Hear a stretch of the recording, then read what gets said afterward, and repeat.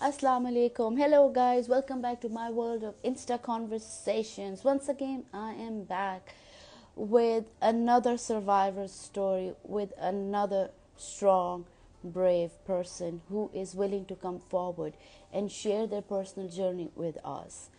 And without any further delay, let me bring them on and take it from there. How is everyone doing today? Just give me a second, guys, please.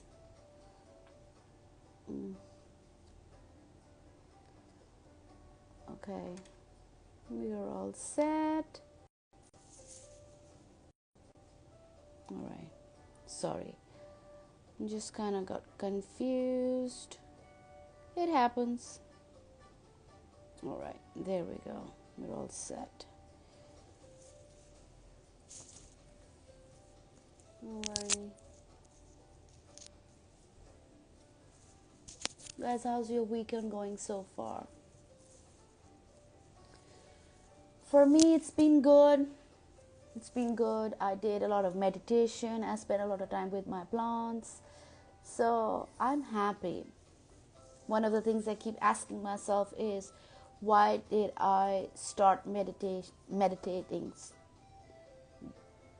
like now? I should have started it many, many years ago.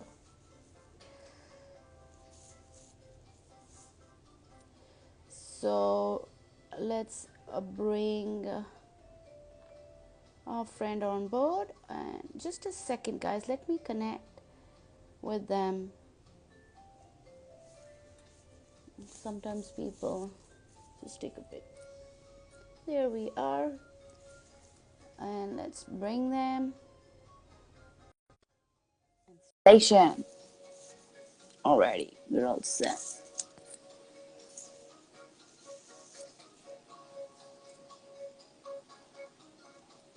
We are connecting.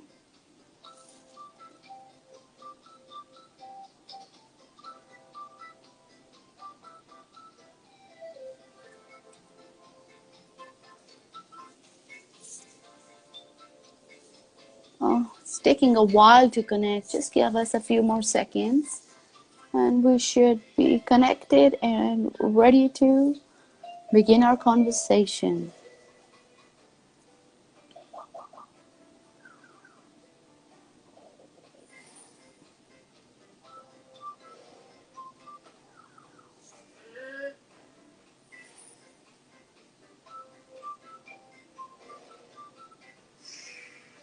It still says we are connecting and says the connection dropped. Let me try again. Hi. Hey there, how are you? I'm good. I was trying to connect with you on my computer, but for some reason it's not working. So I'm using my Yeah, phone.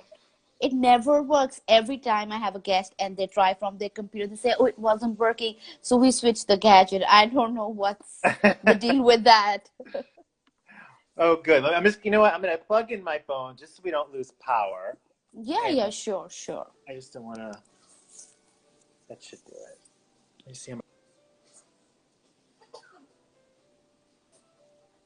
Okay. Sorry about that. No, no, you're fine. You're fine. Okay, so before we dive into our conversation, I want you to just do a short introduction about yourself for my audience, please. Hello, everyone. My name is Eric Casaccio. I am a life coach, certified life coach, and filmmaker. I made a film called Narcissist, which is about a sweet guy named Evan who gets romantically involved with someone named Rob, who at first is very charming, but ends up being very manipulative and toxic in the end. And that project screened for about 2.5 years on the film festival circuit. And during that time, I became a certified life coach and I opened up a practice called Now Your Life, which helps people that have gone through toxic relationships to empower their life and to envision their own picture window of life. Okay, wow, that is so amazing. That is so inspiring because I think this is something we really need, and to have a platform where you actually have a movie to spread awareness about narcissism is so important. So tell me, what inspired you to uh, produce this movie or Well, direct the movie? years ago, I wrote, produced, and directed the film. Years ago, I had a romance that wasn't a long term one, but it happened back in 2011, 12, around that time. Mm-hmm. And when it ended, I couldn't understand why I was so devastated and so hurt, and why I was so traumatized. I couldn't figure out what it was. And then a friend of mine told me, Eric, you were involved with somebody that has narcissistic personality disorder. You know, you were emotionally abused. And I thought, oh, that's a little harsh. I couldn't quite accept it for being what it was. And then Mm-hmm. my friend said, trust me, go on the internet and really Google that term, Google narcissistic sociopath. So I did. And when I did that, not only did I find everything, that I went through, just, described, I found a whole community of people in the narcissistic abuse recovery community that have gone through the same exact thing. And then I kind of felt like, I think I have a story here to tell. And that Mm-hmm. inspired me to work to write the screenplay and then eventually turn it into a film. Wow. So is the movie your personal experience? It's derived from that. There's definitely Okay. a lot of that in there, but it is Mm. a fictionalized story. Wow, wow. So talk more about your movie. Give a little more detail about your movie. So, and do let us know where we people can watch it as well. Sure, sure. Well, the movie's available on Amazon Prime Video in the United Okay. States, in the UK, Germany. Eventually, I'll have it up in Japan. Okay. And it's also available on on an app called Revry, which you can watch it there globally. It's on another app called Deku, and it's Okay. also on an app called Fearless. And it kind of covers.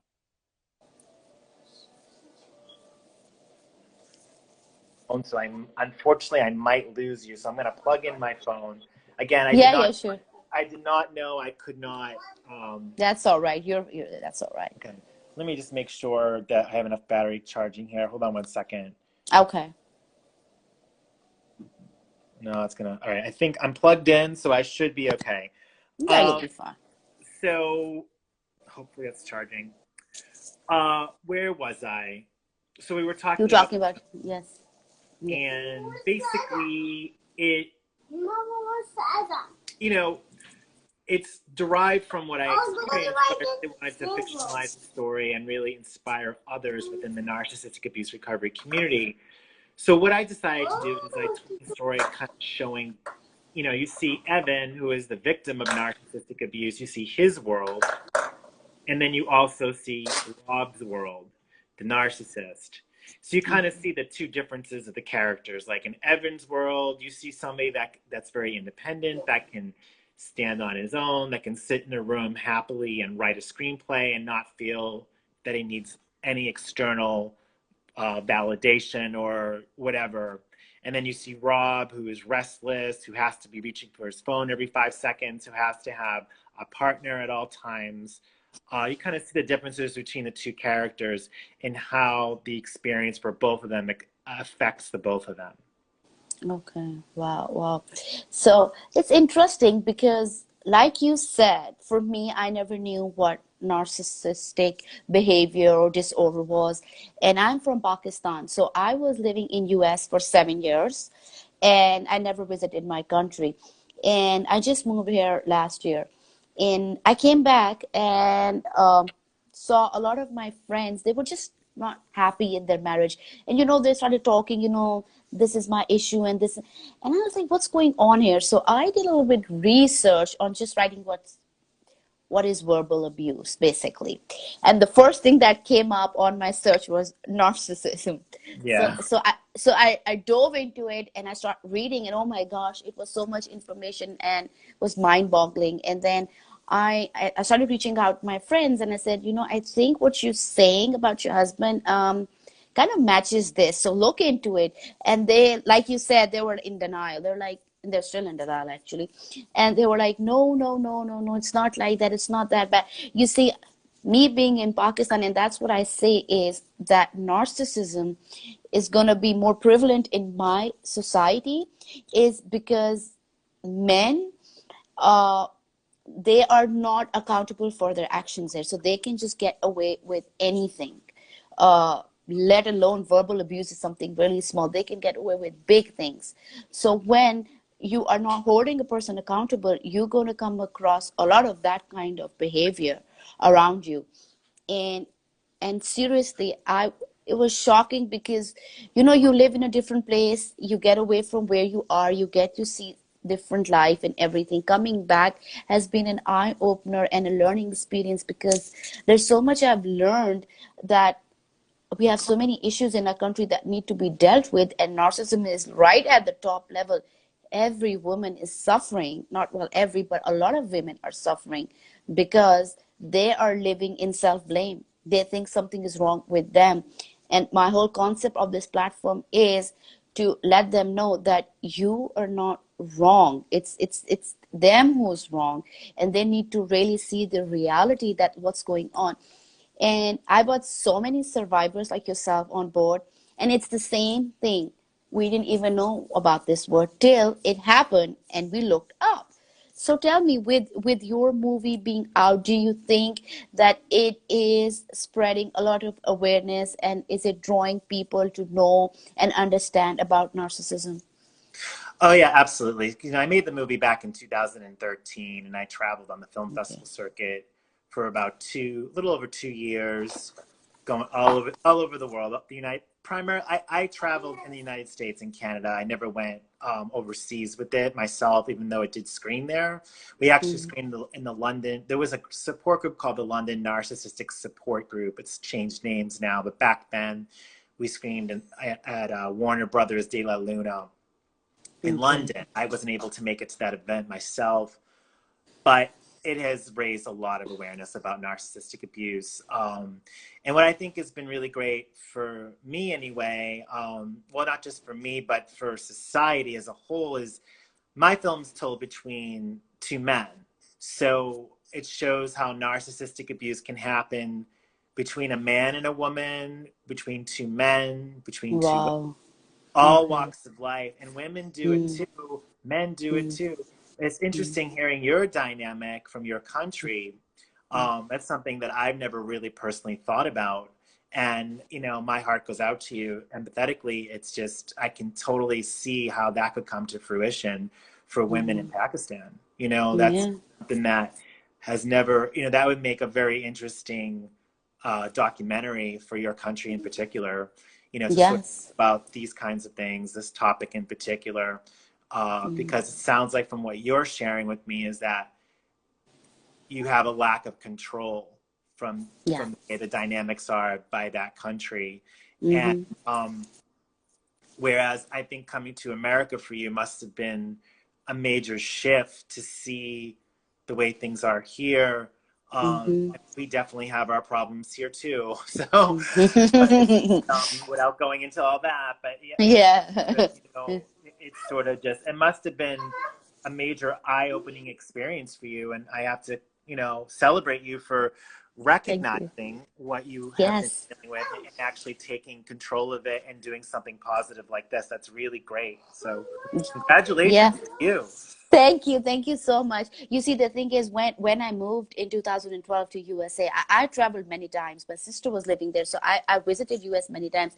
But moving there, it was a cultural shock. So it took me the first year. I hated US, to be honest. I didn't have family in over here. The culture is different. You're meeting people all the time. So for me, the first year, I was like, oh my gosh, where have I come? This is the worst thing I've done for myself. But after that first year, I never looked back.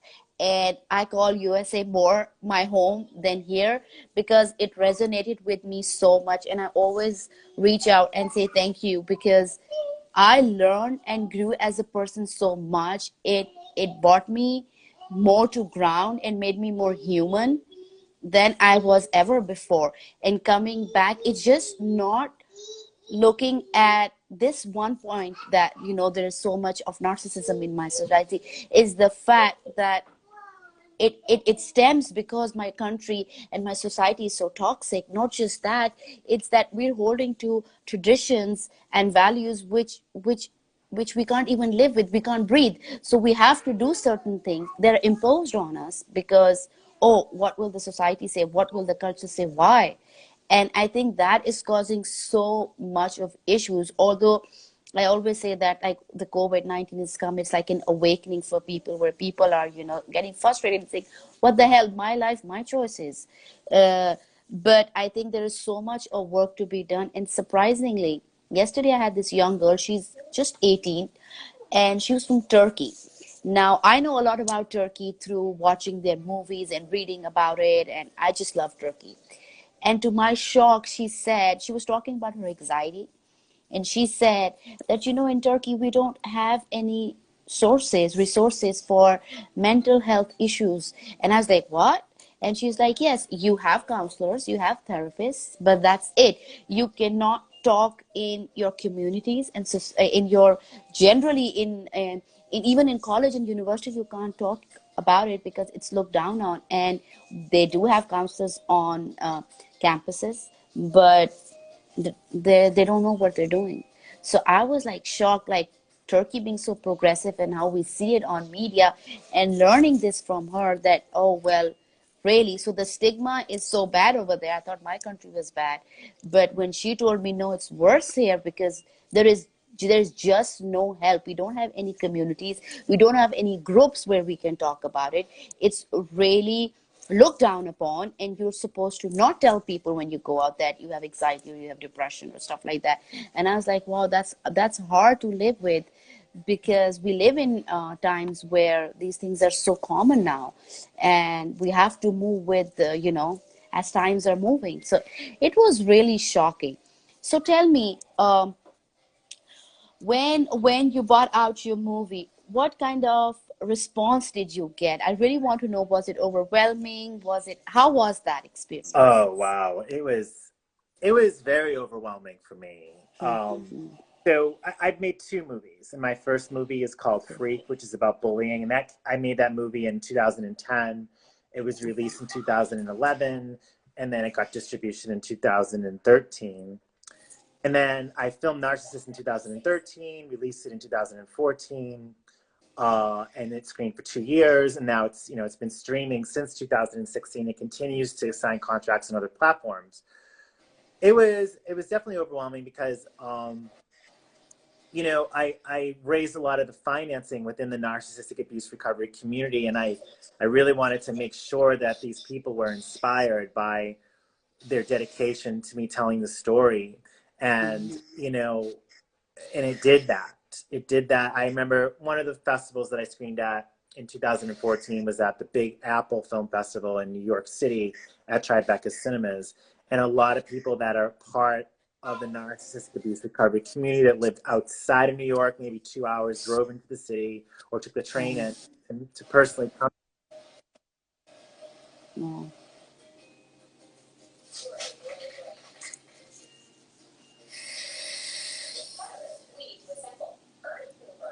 No, I just lost him there. It's reconnecting. Oh yeah, yeah, you're back. I'm so sorry about that. You're Where back. did you lose me? I didn't. I know I was That on a the lot way. of people were coming in. That's the last line I heard. So a lot. So you heard about New York and the Big Apple Yes, Film yes, Festival? yeah, yeah, Wonderful. I'm so yes. sorry. Technology's always doing its I stuff. know, it's okay. Yeah. But so I had a lot of people traveling in about 2 hours outside of certain locations. I'm talking about New York in particular, that came to the screenings to not only see the movie but to meet me personally. And that led to being suggested to become a life coach. And well, first it was to become a Wow. psychologist, which I have no interest in doing that. But then I was appointed to a life coaching school called the Southwest Institute of Healing Arts. And I got certified there first, and then later on at the Certified Life Coach Institute.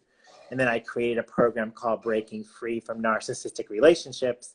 And I wrote an ebook, and I speak for World Narcissistic Abuse Awareness Day every year. So it's been great.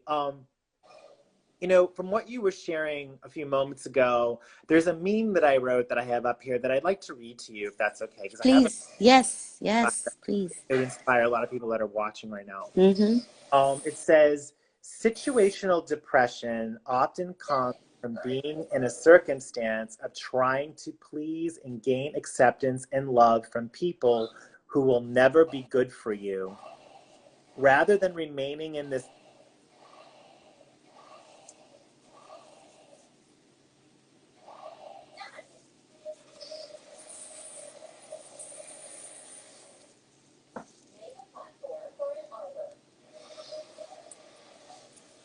I'm reconnecting again.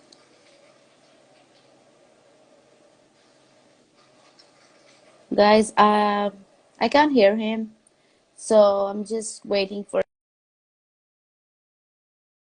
sharing. Oh, there, we lost him. Let me bring him back in so that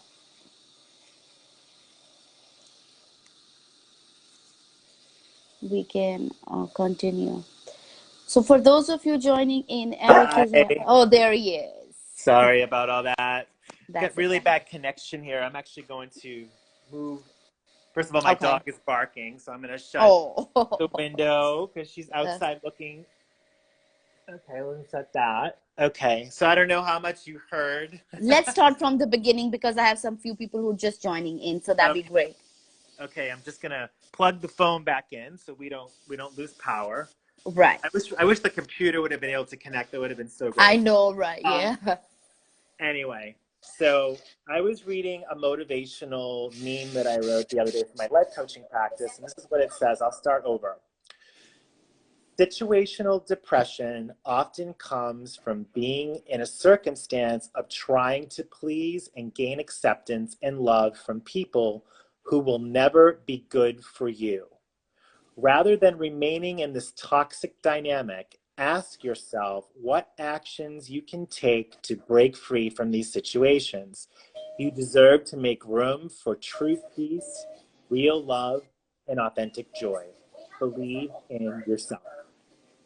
Wow, that was so nice. I really love that. And you Thank you. wrote that yourself. Yeah, I have a bunch of them. If you're on Facebook or Instagram, go to Now Your Life 23. So it's Now Your Life Okay. 23, and that will there's so much information there. I write memes all the time, and Okay. take a look at those. If you're having a bad day, hopefully they'll shift you or make you feel better about yourself. That's what my job is. So Yay. So for those of you wondering, guys, like always, once my stream is over, I will tag him. You can go to his page, you can connect with him. So don't worry about it. Hold on there. I will tag him after the conversation. So this is really interesting because I have interviewed so many survivors. Oh my God. And like you said, I got so inspired. One day I was just going through my conversations and I was like, I have so many stories that I think I should publish them or do something about them because I think these need to be put out because I meet I mean, I can't even count how many people I've interviewed, but I have so many survivors, and there's one thing always common, and that is we didn't know about what narcissism is before we met one, and it's tragic in a way too. But I feel that we need to spread so much more awareness because yeah, it's still the same. It's a girl who's from last year. It's not 10 years or 5 years. This is I've met people 6 months ago. We found out 3 months ago. I found out. So I thought that because when I searched up, there was so much on Instagram and so many survivors on Instagram. I thought that a lot of people knew about it, but sadly, I think a lot of people still the more we talk about it, I think the more we educate people, the more we can really stop this from happening. Just tell me a little about your personal story. How did you get out of it? How was your healing? Because I had a few men come on board who shared their story as well, and I asked them this question: is it hard being a man? Um, and being verbally abused and not being able to process it. So I want to know a little bit about that from you as well. well, from my personal experience at the time, and I am well over healed from that. And I'm actually Mm, looking back on it now. I'm beyond grateful that it happened. It was a major awakening in my life. Is Was it hard at the time? Absolutely, because I didn't know what it was. I didn't mm, know. I couldn't comprehend why I was in such pain over it or so hurt over it and everything that came with that. And it wasn't until I Googled narcissistic abuse and sociopath and all those words that I was like, okay, it's okay that I experienced this. I am not alone here. And mm, I was connecting with all kinds of people all over the world, gay, straight, everything in between that went through it. mm, And mm, I think in a gay man's dynamic, um, there was definitely a level of shame that was attached to it that, that I allowed it to happen. Because the one mm, thing I am going to say is, we can all focus on what happened with the narcissist. We can go over that storyline in our minds over and over and over again until we're dead. But ultimately, it's up to us to really kind of go within ourselves and heal the trauma that's within us so we don't have that happen to us again. And mm, until that trauma is recognized and healed, you will let another one back in very quickly. And that is the last thing you want to do. And in my own personal life, I was bullied a lot as a child. And I was always seeking validation from very toxic people. And that's mm, ultimately what it was about for me. And when I mm, finally started to say no, and I finally started to recognize that it's okay to say no, it's okay to mm, put boundaries up, not just from people that are narcissistic, but anybody that's remotely nosy or pushy or controlling or manipulative or emotionally abusive and everything else that comes with that. mm, It wasn't until I realized what the trauma was that I needed to heal. So, if anything, and this is what I'm going to tell all of you that may be going through narcissistic abuse or any dynamic close to that, is this is your opportunity to take this experience and awaken yourself and heal from it. Because it's up to you to heal. It's up to you to get yourself out of being victim. And if you're going through this and if you are currently in victim mode, I completely understand. I want to stress that it's not your fault that this happened. However, you have the control and the power and to go within yourself and figure out ways to break free from this. And it all begins with no contact. And it's not easy. I know it's not easy to do. Believe me, that first step is very hard. But when you take that step and you stick to that step, it is the first step to moving forward. Because if you sit there and stew over the situation, you're not going to get better. You're only going to get worse, and you don't need to know. right, right. And I totally agree with you. And that's what I keep on telling people, especially women who reach out to me and say, I cannot leave him. I love him. Do you think I'm a bad person? Or you hate me? And I say, why would I hate you? And understand where what you're going through. And of course, I would never ever judge you. I'm here to help you out. But the thing is, I tell them, and there's this lady who she knows everything. She knows more about narcissism than I would. And she truly realizes, because she's got an autistic son and then she has a daughter, and her daughter is, I don't know, 20 or somewhere around there, and the daughter is going through depression and all that because of her father being the narcissist. And but she is not there where she can move on or leave the husband. So she says, I don't know what to do. And I said, listen, I think you need to hear this. Some people need to hear it more. Is you need to really push yourself and snap out of this, because you're living now like a victim. You go on all accounts and you just say, oh, this is me, this is happening to me. And you want to repeat that story again and again and again. And that's fine if you want to do that. But that I'm just trying to help you. You have to get out. And it is, like you said, it is one of the hardest things to do. And 27 years or 30 years or 35 years is a long time being in a toxic relationship. So I can understand that it's hard, but you got so much ahead of you and you can still make it. And remember, once you're out there, you look back and you'll say, why did I wait that long? Why did I wait that? Because even for people who did it for 3 months, 6 months, they say the same thing. Why did we wait that long? And then of course it's again, it's not because of you. They're manipulative and they're all that. So I just really, just because we're talking on it, I really want to say to the viewers, uh, don't play that, don't give that weapon to them where you stay in that victim kind of story. You are strong, and you are strong because look what you're going through, and you're still thriving. So once you're out of there, wow, you're gonna have an amazing life ahead of you. So please, take this advice from me and him, and of course we're all here to support you in everything. So Eric, tell me more on, let's talk a little bit about this. Let's talk about love bombing, and let's talk about gaslighting, and let's talk about silent treatment. Let's talk about all of those things from your perspective. All the toxic stuff. Yes. Yes, yes. Which Let's one do get you a want to dose of start with? Which toxic. one do you want to start with? Let's start with the silent treatment. I really like that one. Well, it was funny because the romantic the romantic narcissist that was my awakening made me realize that a lot of people that I had around me in my life at that time were toxic, were manipulative, and were narcissistic. And again, it was like an awakening that went on for a couple of years, people that I had to sort of clear out. And one of my experience that's sort of that I'm sort of thinking about right now is I had this person that I felt bad for, and I took under my wing and helped. And, this person kind of didn't have a lot of friends. Hey, I want to help this person because I think people that get involved with these kinds of people are generally people that want to help. And I helped this person. I introduced this person to somebody.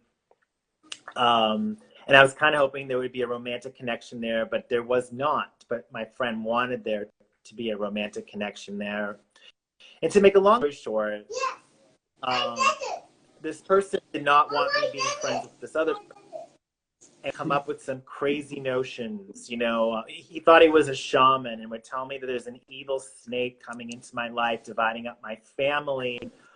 All this stuff that wasn't even part of reality. When you're a sensitive person, you start to think of like certain little things. Well, maybe that is true, and even though it's not. And then after a while, I started to see right through it. So I just kind of slowly backed away.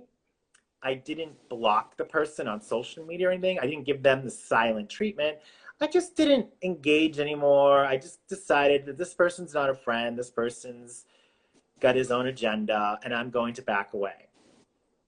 Over time, about a couple, maybe like 6 months later, if I was out and I would run into a circle of friends who this person had at the time had a part of that circle of friends, this person would outright just ignore me in front of everyone to try to gain a sense of control.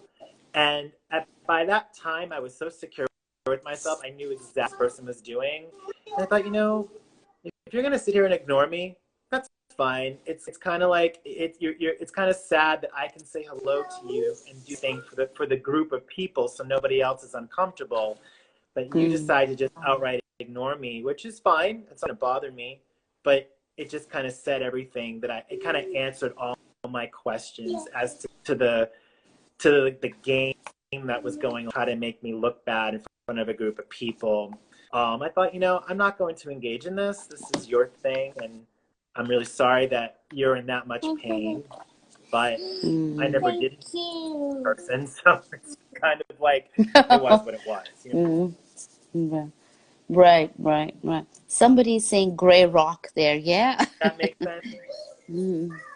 Yeah, and it's definitely somebody I just know they mentioned the spiritual narcissist. Yeah, this person felt that they had this shaman power, and they really didn't. And I've been around other people that think they are shamans. And there are legit shamans out there, but people that have these tremendous followings and are actually. And when you are going through healing from narcissistic abuse, if you are going to work with somebody that is a healer or anything on that dynamic, make sure, my advice is you check references. You check references on these people and make sure they are completely legit, because there's a lot of spiritual narcissists out there, and you have to be really careful because that can make you feel far worse if you put your trust into someone like that. Wow. Okay, so tell me, since you've had your personal experience and you've come so far, Can you spot a narcissist now? Most of the time, yes. Most of Mm, the time, and when I do, I immediately just the boundary goes up immediately. There was one time I was fooled, and I felt a sense of shame over it. It was somebody that came into my life and wanted to help me, and but there was an agenda behind that help. And then in the end, I ended up helping this person out tremendously, and then I was just devalued and discarded. And this person just ghosted me and then befriended the other friend that I just told you about. And I was fine mm, with it because I thought, okay, it just seemed that's probably, you know, meant to be. And, they always say birds of a feather flock together, you know. But I didn't see that mm. coming. It was, I was a little like, I wasn't really that surprised by it. I was like, okay, here it is. Here's the reality of the situation. And thank you for showing me who you are. And I'm going to move on. I'm not going to dwell and be hurt by it. Wow, wow. So, Yeah. so a lot about this talk. Now, let's talk about solutions. How do you think we, as a community, as a society, or globally, how are we going to stop this from happening to people, and how are we going to stop this? I don't know. I know that there's no cure for narcissism right now, but do you think that do we see some kind of cure coming in the future, or are there steps that we can start taking from now that can help stop it or something like that? Well, the problem with narcissism and people that are narcissistic is that a narcissist is never going to take responsibility for their actions. Ever. They Mm-hmm. don't have any empathy. They have no conscience. But the good news is now, from what I've seen over the past 10 years with this topic, is that the awareness has grown from 10 years ago to now. And it keeps growing, keeps getting more talked about. There's World Narcissistic Abuse Awareness Day on June 1st every year. That's been around for about 4 years now. That wasn't there years ago. I remember when I had my situation, I found a woman named Kaylee LaRoche who she's actually a counselor that specializes in narcissistic abuse. It wasn't until I found her that I was able to move forward. But there's so many people out there that are raising awareness, and there's a lot of professionals out there like me and several others that specialize in this particular thing that is just starting to hit the surface and being talked about on a global level. However, one of the issues I'm seeing is people are starting to throw the word narcissist around a little too much. It's starting to become there are people that are just merely toxic, then there Hmm. are people that have narcissistic traits, and then there are Hmm. people that are full-fledged narcissists.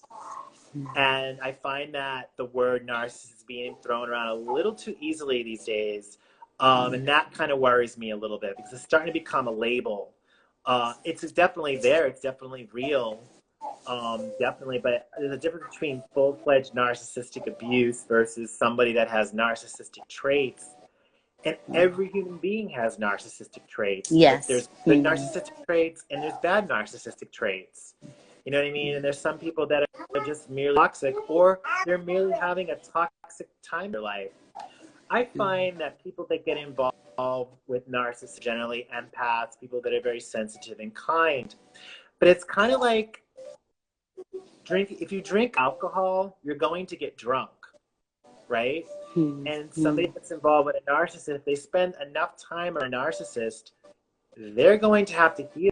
They're going to be going through a very detrimental period in their life that can be unbearable to be around for others that don't understand what narcissistic abuse is, which is why I highly suggest that people get involved with the community so they can gain the support they need from people who actually understand the topic. Um, One of my favorite experiences that I talk about to this day is years ago, before my experience, I had a friend that was in a narcissistic relationship, and I didn't even know what that was at the time. And I could not understand why this person was so angry and so upset And I'm always the kind of person I want to listen to anybody and help them. But I could not figure out how to help this person anymore. And because I didn't know what it was that he dealt with. And I didn't know what he was experiencing at the time. And he was about to do something that was very vengeful and wrong. And it would have been really detrimental to him if he actually followed that action. And thankfully, he did not. And a couple of years later, I had my experience, and I finally understood what my friend went through. And I never gave up on my friend. I never stopped listening to him, whereas a lot of people did give up on him. I'm glad that I never did. I'm glad I had enough empathy and space for him at the time. But then I went back to him and saying, now I understand what he went through. And I wish I knew the answers then that I know now. So my advice to you guys out there is when you do confide in people with what you're experiencing, do it within the community or do it with people that totally understand what this is. Because there's going to be a lot of people that don't understand what this is. And do your best not to get upset at them, even though I understand that it might be hard not to get upset at them. You want them to understand, but they don't get it because they've never experienced it. Or maybe they are experiencing it and they don't know they're experiencing it. And that makes so much sense. And you explained it so beautifully, because you see, when I was living in my society, and I just talk about it from a toxic point of view. I was living in a society that had conditioned me from the day I was born that this is the way of living. So for me, it was very normal. And it never came across like me getting angry or agitated or this is wrong. Yeah, it would irritate me, but it was like, oh, this is how it is. And it's funny because when I moved to USA, it was like detoxing myself, because people, and I always speak so highly about my experience because my experience has been like blissful journey in US. People were so nice. And I lost my daughter there. She passed away after 6 days of birth. And the amount of empathy people had over there for me, because I couldn't get over it. And I was living with these people, strangers, and I'm talking about strangers. I'm not talking about people I knew there. Strangers, my neighbor. I was sitting outside, I'm crying. Somebody's walking past me, they'd stop and say, "Are you okay? Why are you crying?" So I'm talking about just strangers. And they had such a huge heart. And then there were people from my country who were saying, you need to get over it. That person lost their kid, and that kid was 17 years old, or that kids were 20 years old, and I was like, oh my gosh. And it was an eye-opening experience for me, because I learned so much, and I realized how wrong I was, because I was living in a society that was toxic, completely toxic. And for me, it has been so beautiful, because I've learned so many good things, and I brought back so many good things to give back to my people here, and to explain to them that when you leave your home and you're in a rush, and you know how life in USA is, it's like on the go. Yeah, And yeah. I will never forget that I'm sitting in my car, I'm frustrated, I'm putting my kids in the car, and my neighbor is walking by, and they'll say, "Hello, how are you?" And they have a smile. That small thing went such a long way. I mean, my whole day would be like, it's all set, the mood is on. Is it? So those little things, you enter Publix and everybody's greeting you and asking you, and you can talk freely with people, and they'll listen to you and they empathize with you. That was so beautiful for me, that I really miss that though. But I really tell people here that, you got to wake up. You're frustrated, and the minute you wake up, you're so frustrated, you're making everybody in the house frustrated, because it's just the mindset that this is the way it is, but this is not the way it should be, and we could always change that. So yes, I understand, like you're saying, that people might not understand, and it's frustrating, but I think you keep on working on it till you eventually can get people to understand what you're coming from. And like you said, I don't know if this is true, and maybe you would know more about it. Somebody told me once, I was talking to somebody, and they said, oh, you got to be careful, because you don't know much about narcissism. You can come across a narcissist who's pretending to be a survivor, and you won't know. And I was like, how's that possible? They say, oh no, you don't know. They know how to play that, and there's a lot going on out there these days. I don't know if that's true or not. I've not experienced that, but I do know that out of all the interviews I did, there was one person, I don't want to take their name, when they told me, when they told their story, I just felt that that person they were talking about was not narcissist. I just thought that was a toxic person. That person wasn't just in a toxic relationship. So I think you're right on that. So shed some light on this. Is it true that you'll come across a lot of people who are narcissists and are playing the survivor game and stuff like that? Because that's scary and creepy. I've come across a few of those. Okay. But for me, I mean, I really, you know, I healed all my trauma, and the people that come into my life now, I'm very selective with. And I'm in a very healthy relationship now, and it's been almost a year and a half. And I was at a point where I just didn't care if I was like, you know what, I'm fine on my own. Mm. And then I met somebody, and I took it very, very slowly. And this person was very patient with me, and I'm really grateful. It was like I had to go in and heal all that trauma. You know what I mean? That was Mm. within to move forward. And Mm. when I was still healing that trauma, is when those people would come in. I just call that the window of vulnerability. Is when you have wounds that have not been healed, you're susceptible to toxic, narcissistic people that will see, oh, this person's got, a broken wing, and I'm going to pretend that I'm going to fix that, discard them. You know, it's kind of, how it is when you first get involved with somebody like this. At first, it's magic. These people come into your life. They tell you everything you want to hear. They make you feel beyond special, like you're the most amazing and beautiful person they ever met in their life. You feel like you met this ultimate soulmate, twin flame connection, and all that stuff, which I'm calling jargon now because I call it fake now. yeah, it's like, to me, that's not part of reality. And then all of a sudden, everything's great for a while, and then Dr. Jekyll turns into Mr. Hyde. And you get pieces of that person that you first met. It's like dangling a carrot, and then all of a sudden that person disappears again, and you're hoping to get that person back, and you're holding on to those moments, and then the next thing you know, when you start to call them out on their stuff, is when they know you can see right through them, and then you're devalued and discarded and left like it's all your fault, and then you have to heal from that, and you have to let go of the I call it the facade. The facade is the beginning, when you were charmed into falling in love with somebody. The love But bombing. the love bombing and what you fell in love with was not real to begin with. And that's the hard part, is you have to let go of a love that was never real, that was never part of reality to begin with. And that can happen in friendships, that can happen in work situations, and that can happen in family relationships. Family. It's not Yes, just yes. romance. Right, right, right. Just two quick questions and we'll wrap up. When you said that you have to heal, how would you want, we have so many survivors who are listening. What would you say? Let's say I'm a survivor and I'm asking you, how would I know that I've healed? What would you say to me? Or what would you say to the survivor? That's a really good question. And there were so many times in my past where I felt like, well, first of all, I think we're all healing every day, including myself. I don't think you ever totally heal. It's like you get cut from something, right? And it heals. There's going to be a scar there. You know what I mean? Yeah. So it's not a bad thing, though. It can be an awakening reminder.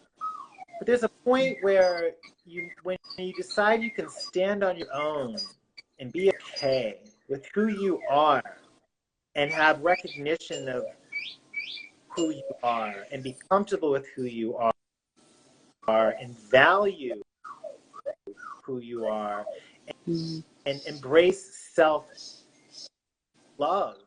for who you are, and stand up for who you are, and also walk away from things. If you have a tug of war with a narcissist, right? They want you to hold on to that rope, and they want you to pull on that rope. Think about it this way. What is it like if you just let go of that rope? What happens to the narcissist? They fall. You know what I mean? And when you're able to just let go of that rope, walk away, and move forward, and remember what you learned, and use that as something to help people and inspire other people, you know, doing shows that you're doing, creating a movie, making a poem or whatever, bringing awareness, you're on your path to healing. And every day you'll get tests.